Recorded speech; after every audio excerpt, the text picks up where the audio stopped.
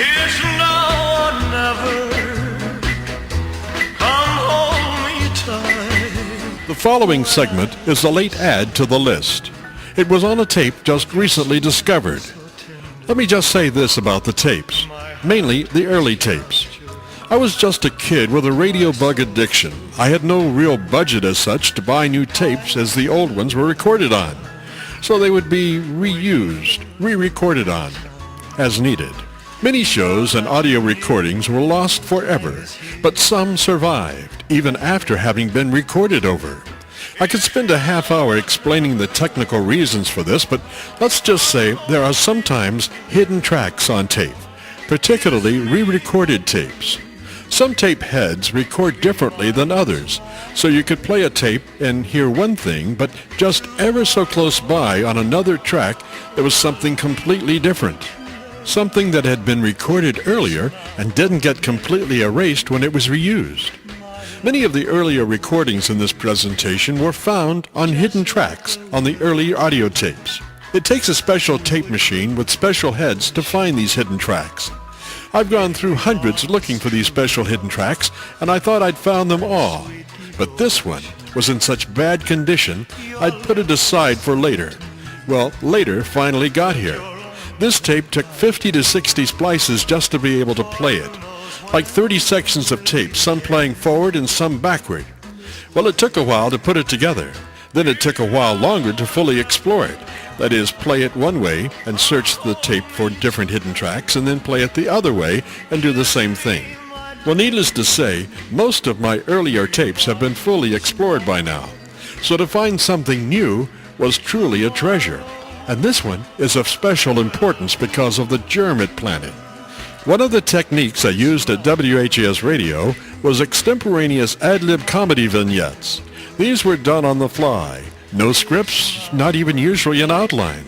Just an extemporaneous exploration of humor based on a simple concept tossed out at the beginning. In most of these, I would take the lead as the interviewer, so I could lead the unfolding ad-lib in certain directions by the questions I would ask. That's about all the control there was. The rest of the control was in the hands of the humor gods. Well, long story short, this following segment was a hidden track, and it's of myself and my Mid-South instructor, Thurston Springer. We are practice ad-libbing a radio show. Almost exactly the same thing I would be doing 10 years later at WHAS. Well, here it is, the ad-lib radio bug, as planted by Thurston Springer in 1960 when I was 16 years old. Thurston speaks first.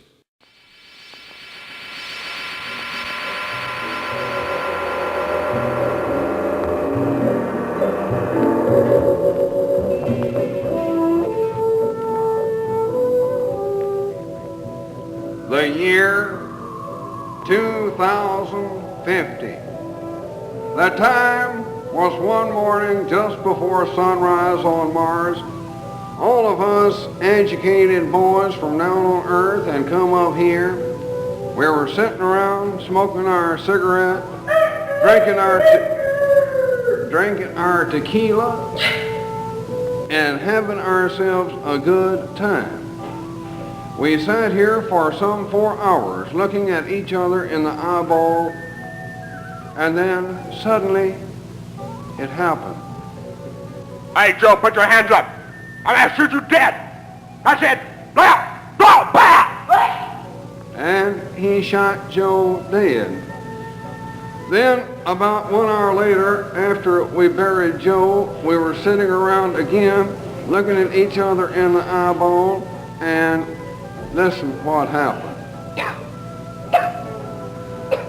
Somebody was coughing.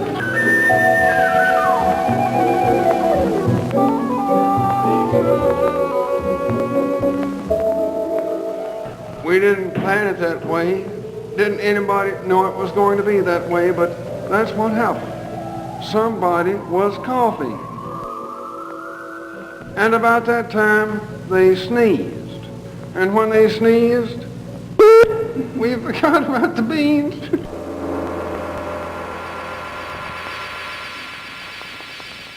When you know how Mars is, it took about 5 hours for everything to clear up there. But once everything kind of settled back down and the eyes quit burning and everything seemed like it ought to be just about like it should be, well, I'll let this boy tell you a little bit more about what came to pass. Oh, well, I never had many brains.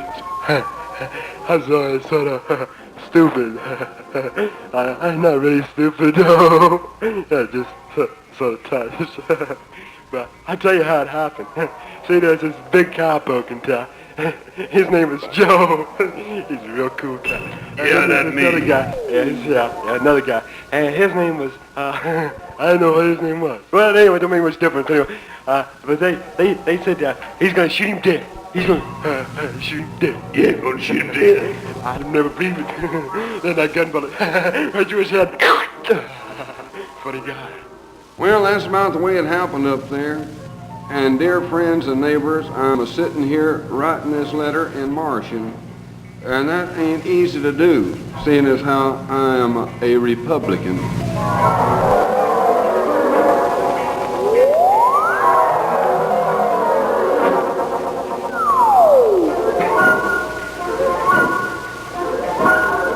Well, I was his girlfriend. Yeah, my name's Susie. You missed me on the first tape. My name's Susie. You know Susie? S-U-E-Z-Y, Susie? Yeah. Well, I was Joe's boyfriend. No, girlfriend. You know, I get mixed up. But anyway, they shot him. Yes. Yes. Yes. Yeah, that's what I said. He shot him dead. Well, I don't know how Joe got out again, but that's the way it happened. Everybody got shot dead. And you know the funny part? Nobody had any guns. It's real strange up there on Mars. Strange things happen all the time and every day.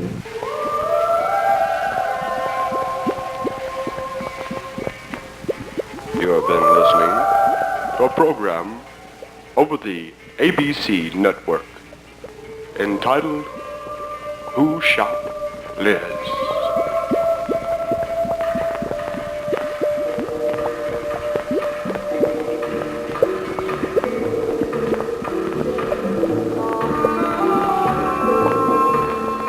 The ABC Radio Network invites you to listen again next week at the same time for Who Shot Liz? And all of it came your way underwater.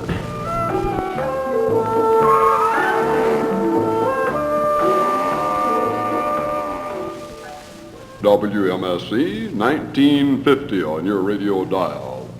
And now, here with the commentary for today with our news wrap-up for the evening is Mr. Jim F. Flanagan. This is David Huntley with the latest news from around the world, across the nation, and in the Mid-South. Well, President Kennedy today said that he was thinking very seriously of persuading me of Jacqueline. Now, that means that in the near future, Jacqueline will not be allowed to attend the vicinity of the vice president.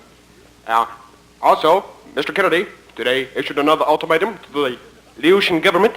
He said there shall never be no more... Yes, sir. In the meantime, this is David Brinkley coming your way with a special news bulletin. Dogwood growers, begin controlling your dogwood. This is the advice of Root Mullet, a University of Tennessee Extension entomologist. He's controlled with a water-based insecticide sprayed or painted on the trunks of dogwoods. He didn't say anything about the stumps that were split. Mullet says the ore is a limiting factor in the growth of the dogwood tree, but he says that it is not a limiting factor in the growth of the population. The adult worm is a small, clear, it resembles, it's nice. And now, once again, back to Huntley. Once again, this is David Huntley in Washington. We have a special report just in from the jungle. Yes, the jungle. Jungle Dr. Tom Hooley is dead. Yes, Jungle Dr. Tom Dooley is dead. Rip. Yes, he's been dead. Rip. Rip had. R.I.P. Yes. P.R. Yes, Rip had. Now Now we take you back to, who is it? I don't know, but I'm here. A young Canadian kidnap victim has been found. He never was lost, but they wanted you to know that he had been found in case you thought that he had been lost. And we have a special message for a lady that listens to our program each and every night. She writes saying, I wish you would get your program up, wrong letter. It says here, I listen to your program every evening, and I think it is the most wonderful, the most glorious newscast that I have ever heard day in and day out, night in and night out. Signed, Mrs. David Huntley. Now back to David. Yes, I had to get my wife in that. How do you like our friend mail there, whoever you are? Yes, just fine, just fine.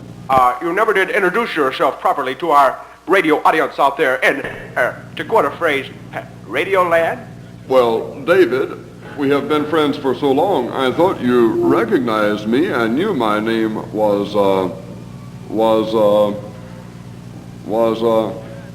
friends and neighbors out there in Radio Land. If you can remember my name, would you please drop me a card or a letter? I seem to have misplaced it somewhere. I say there. Oh, jolly good, if I do say so. Quite right there, old chap, quite right. And let's go out and have a little, go down to the pub and have a, well, let's have one anyway. Oh, I think that is a bloody good idea, old chap. Oh, bloody chap, oh, bloody. Yes, sir. And gooey too, you know, old chap.